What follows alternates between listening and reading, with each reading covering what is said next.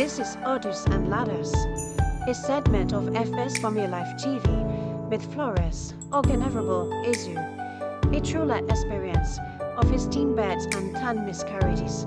It is a journey through the bears, sorrow, and triumph of motherhood. Journey with us through this life-changing experience.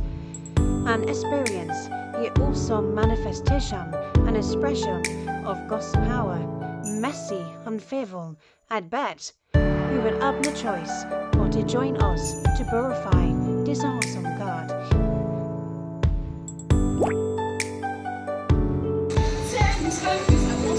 Hello, FS Family Life TV fans. You're welcome to episode 2 of our favorite TV series, Huddles and Ladders. I'm Florence Venerable Ezu, your host. If you missed the 4th episode of this series, you have nothing to worry about. Just scroll down a little and you will find it. Click on it, watch it, and return to this episode 2. And for those of you who watched the first episode, I hope you remember where we stopped. Remember, I had a stillbirth and lost baby Lisa, Flora's supposed younger sister. Remember, I also said when storms range, they come successively. Please remember to like, share, comment, and subscribe to my page. Now, episode 2. In trying to get over the awful experience, hubby suggested we stay off childbearing for a year or 2, and I agreed. I returned to the pitch, doing what I love doing best, playing field hockey. That was in 2014. I was in Chester when I started playing hockey.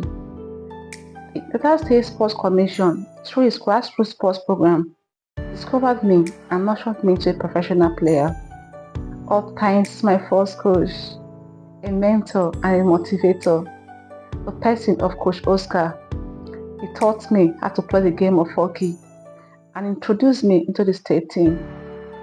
Though I was off and on the pitch in 2014 and 15 precisely to see my daughter and husband.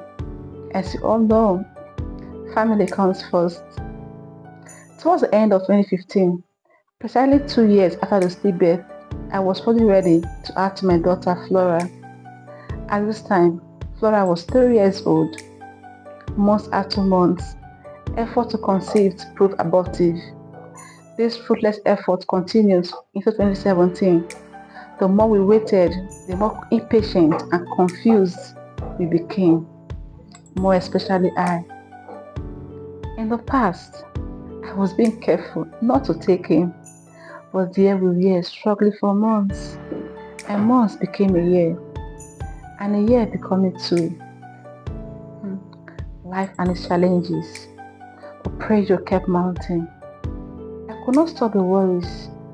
My husband seemed to be less bothered. I kept on transferring the pressure to him as he kept coming.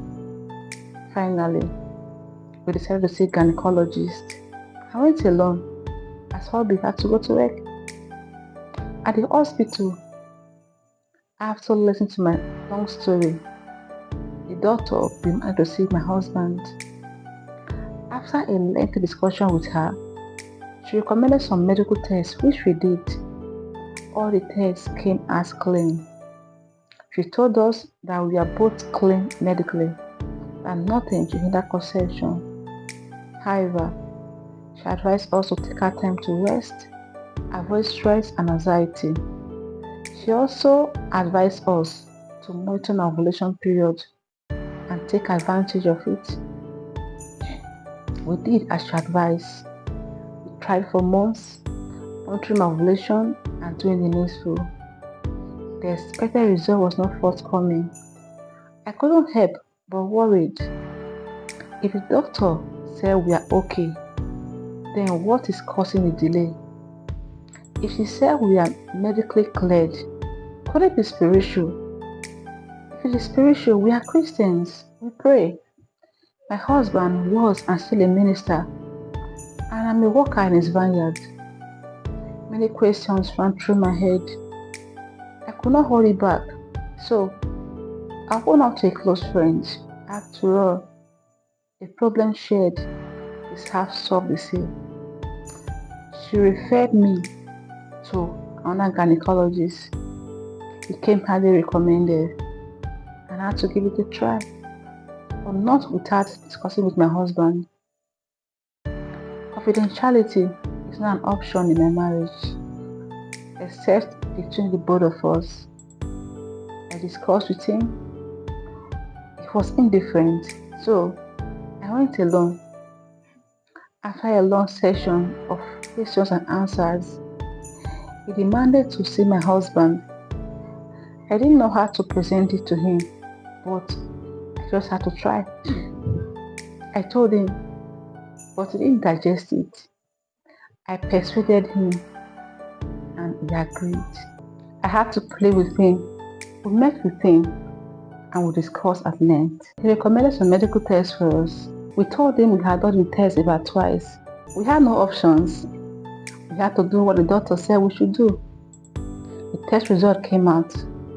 I personally took them to him.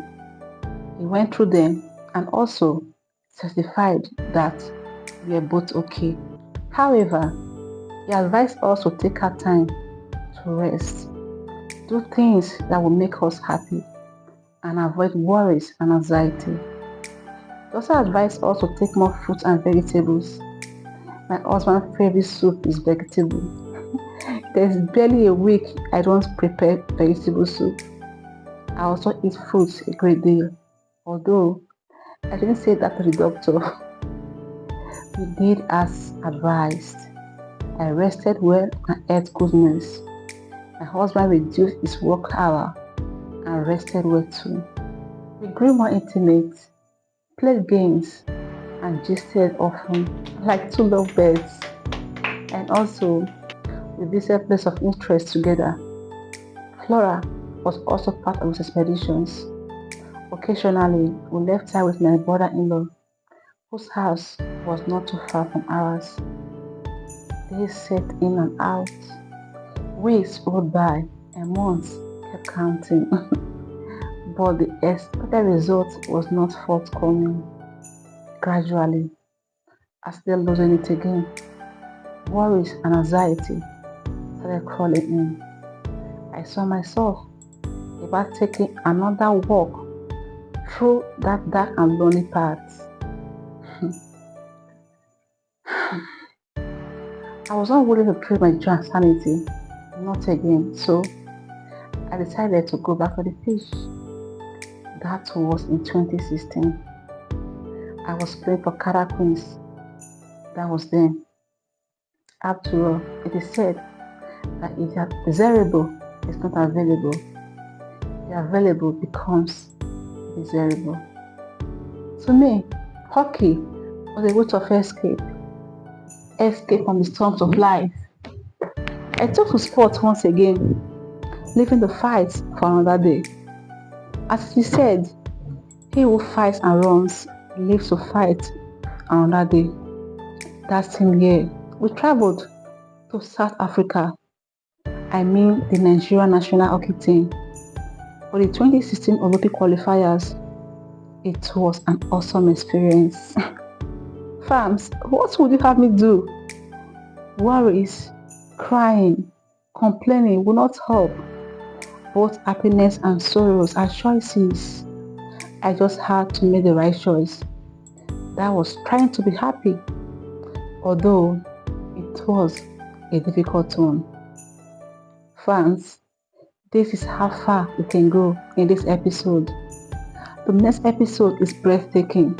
I wish I could start it now, but time will not permit us. Sometimes, the light may not only be at the end of the tunnel, it may be in the midst of the tunnel. Please like, share, comment and subscribe.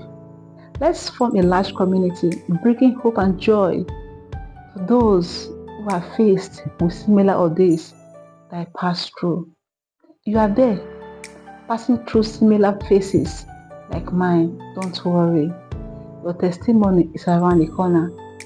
Just journey with me and see how I overcame. Remember, we are not just telling stories, we are touching lives. See you in episode 3 of Hurdles and Ladders. Remember, It is a journey of a stillbirth and 10 miscarriages. God bless you.